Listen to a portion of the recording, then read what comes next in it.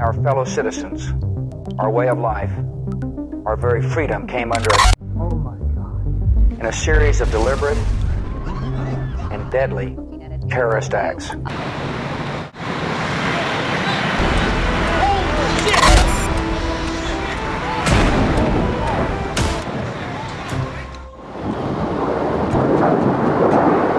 Holy shit! Holy 11 सितंबर को 19 लोग America के 5 जहाजों को हाईजैक करने के लिए एक टीम बनाते हैं, जिसमें हर टीम में 5 बंदे रखे जाते हैं। अलग अलग एयरपोर्ट्स में 5 बंदों की टीम बनाई जाती है। 11 सितंबर सुबह का टाइम था।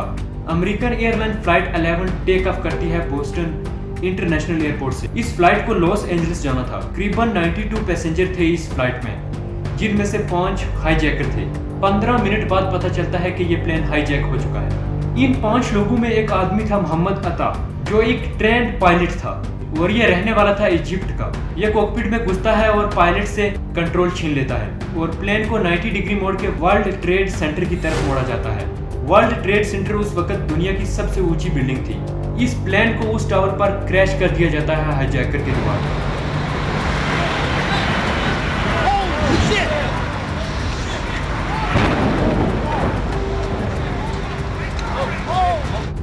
यह क्रैश सुबह के 8:46 पर होता है। उस वक्त अमेरिका के प्रेसिडेंट थे जॉर्ज बुश।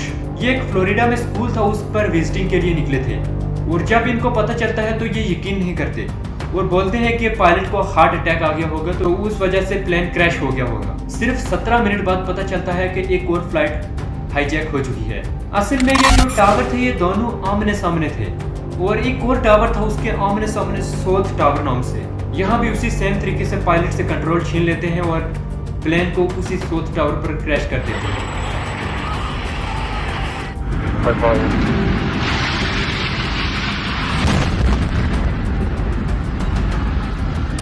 इसके कुछ टाइम बाद पता चलता है कि 2 और प्लेन हाईजैक हो चुके हैं। इन दोनों फ्लाइट्स को पीछे मोड़ दिया जाता है वाशिंगटन की तरफ। वाशिंगटन डीसी कैपिटल है अमेरिका की। वाशिंगटन की थोड़े से ही दूर पे है यूएस डिफेंस बिल्डिंग। फ्लाइट 77 को इसी बिल्डिंग की तरफ मोड़ देते हैं और इस प्लेन को उसी बिल्डिंग पर क्रैश कर दिया जाता है और ये तीसरा क्रैश था। अब लोगों को पता चल गया था कि अमेरिका पर एक टेरर अटैक हो गया है और उस टाइम यूनाइटेड एयर स्पेस को शट डाउन कर दिया जाता है और जितनी भी फ्लाइट उड़ रही थी और उन सब फ्लाइट को ऑर्डर दिया जाता है कि अपने नजदीकी एयरपोर्ट पर लैंड कर दें। और जो प्लेन सोथ टावर पर क्रैश हुआ था उसकी वजह से वहां आग लग जाती है और वो टावर पूरा गिर जाता है।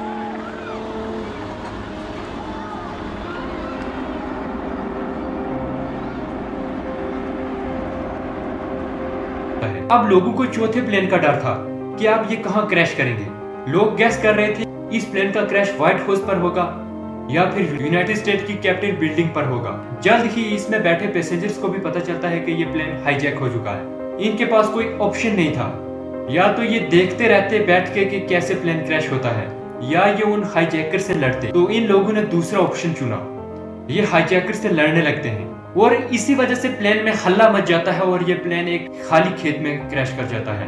एक चीज तो है, इन लोगों की बहादुरी की वजह से और लोगों की जान बच गई और अफसोस से इन लोगों में से कोई नहीं बच पाता। और इसके कुछ टाइम बाद ही दूसरा टावर वर्ल्ड ट्रेड सेंटर भी गिर जाता है। करीबन 3000 लोग इस हमले में मारे जाते हैं और 6-7 हजार लोग इसमें इंजर्ड होते हैं। और जैसे ही ये हमला होता है यूएस की जितनी भी एजेंसी थी वो इसी हमले पर लग जाती है कि ये हमला किसने करवाया।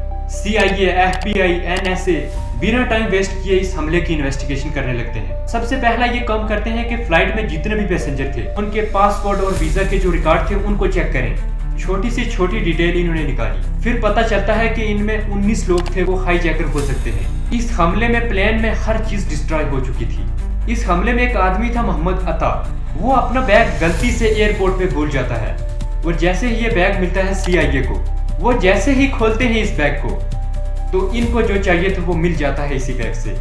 इस बैग में अल कायदा का ट्रेनिंग, प्लानिंग, इंस्ट्रक्शन, हमले का डेट सब कुछ लिखा हुआ था। अगर आप में से कोई जानता नहीं अल कायदा क्या है तो अल कायदा एक टेरर ऑर्गेनाइजेशन है और इससे कंफर्म होता है कि इसके पीछे अल कायदा के उसामा का हाथ है।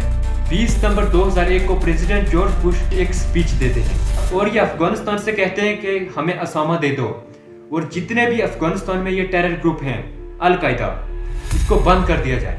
अगले दिन अफगानिस्तान कहता है कि हमें प्रूफ दो कि ये हमला उसामा बिन लादेन ने करवाया है, और उसामा ने भी कहा कि मेरा इस हमले से कुछ लेना देना नहीं है। लेकिन 3 साल बाद यूएस में इलेक्शन चल रहे थे, तब एक टेप रिकॉर्डिंग जारी की जाती है उसामा बिन लादेन के द्वारा, और ये उसमें खुद कहता है कि ये मैंने अटैक करवाया है।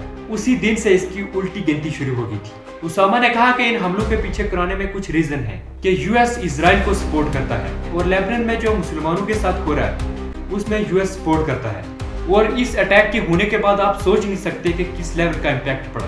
उसामा का रीजन था कि यूएस जितनी भी मिडिल ईस्ट में मुस्लिम कंट्री हैं उनमें इंटरफेरेंस करता है। लेकिन 9/11 अटैक होने के बाद ये और चीजें बढ़ जाती हैं, और ये मुसलमानों पर अटैक बढ़ जाते हैं। लोग मुसलमानों को मारने लगते हैं, जहाँ कोई मुसलमान दिखता उसको मार दिया जाता है। यहाँ तक कि सिखों को भी मारा गया, क्योंकि वहाँ के लोग समझते थे कि ये मुसलमान है। सिख जो टर्बन बांधते हैं वो उसामा की टर्बन की तरह थी, मतलब जो उसामा पगड़ी बांधता था उसकी तरह था, और दाढ़ी भी रखते हैं, तो उन लोगों को लगता था कि ये मुसलमान है, और ये सिखों पर भी अटैक करते थे। और यहाँ आम लोग मारते थे, क्योंकि यूएस में हर कोई गन रख सकता है। अमेरिका ने बहुत से लोगों को बिना एविडेंस के जेल्स में डाला गया, और उनके साथ टॉर्चर होता था। इसमें ह्यूमन अब्यूज देखने को मिला, और इसे अमेरिका की जनता खुल के सपोर्ट करती थी। उसामा का कहना था कि मैं बदला ले रहा हूँ जो यूएस ने किया। अब यूएस कह रहा है कि मैं बदला ले रहा हूँ जो उसामा ने किया। अफगानिस्तान, इराक में कई बेगुनाह लोग मारे जाते हैं। बाद में अमेरिका ने उसामा को मार दिया था। पहले ये अफगानिस्तान में रहता था, वहां से ये पाकिस्तान चला जाता है, और इसमें अमेरिका को 10 साल लग गए थे, क्योंकि उसामा इनकी पकड़ में आ नहीं रहा था। बाद में इसको पाकिस्तान में मार दिया जाता है। तो इस पर एक फुल डिटेल वीडियो बन सकती है, कैसे 10 सालों से कितने बड़े देश के हाथ में उसामा नहीं लगा। इस पर पूरी इंफॉर्मेटिव वीडियो बनाऊंगा मैं कि इसको कैसे मारा गया और ये कहां कहां रहा।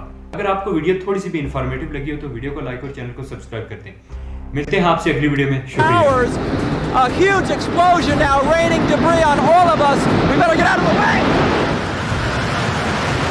The pictures of our courageous firefighters, many of whom have lost friends in these, or the hundreds of people are standing patiently in line to donate blood.